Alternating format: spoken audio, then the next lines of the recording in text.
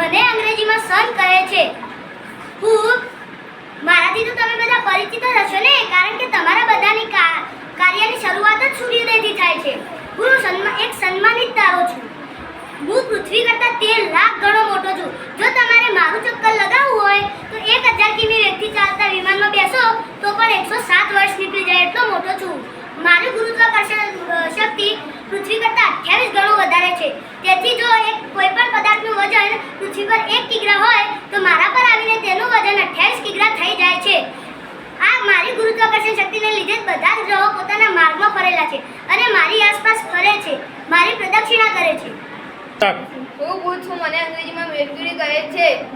હું સૂર્યના સૌથી નજીકનો ગ્રહ છું. હું પીળા પડતા રંગનો હોઉં છું. બુધને વાતાવરણ અને ઉપગ્રહો નથી. પૃથ્વી પર આપણને સૂર્યોદય પહેલા और સૂર્યાસ્ત બાદ થોડો સમય આકાશમાં જોવા મળું છું. મારું નામ શુક્ર છે. મને અંગ્રેજીમાં વેનસ કહેવામાં આવે છે. હું સૌરપરિવારનો સૌથી ચમકતો ગ્રહ છું. હું કદ અને વજનમાં પૃથ્વી જેવો છું, જાણે કે પૃથ્વીનો જોડિયો ભાઈ. હું ચળકાટમાં સૂર્યને મળી આવું છું. મારે એક પણ ઉપગ્રહ નથી. મારી આસપાસ વાયુઓ અને વાદળોના ઘટના આવરણોના લીધે મારો વધુ અભ્યાસ થઈ શકતો નથી. મારું નામ છે. મને અંગ્રેજીમાં અર્થ કહે છે. શુક્ર અને મંગળની વચ્ચે મારું સ્થાન છે.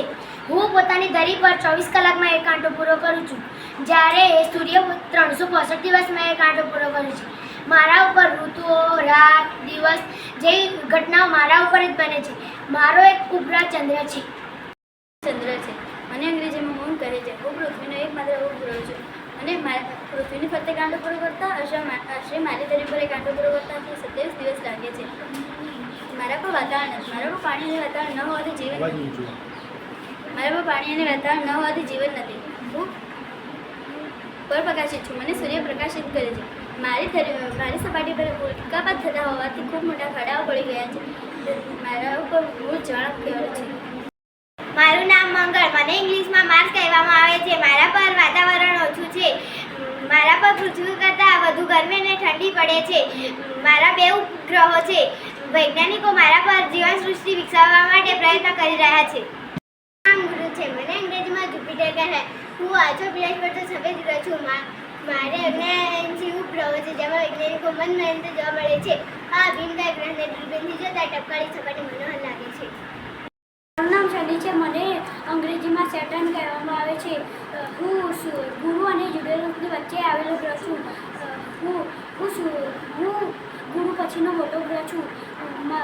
હું મારા નીલા રંગના વલયના કારણે હું સુંદર લાગું છું. હું વલયના કારણે હું જુદી રીતે તરી આવું છું.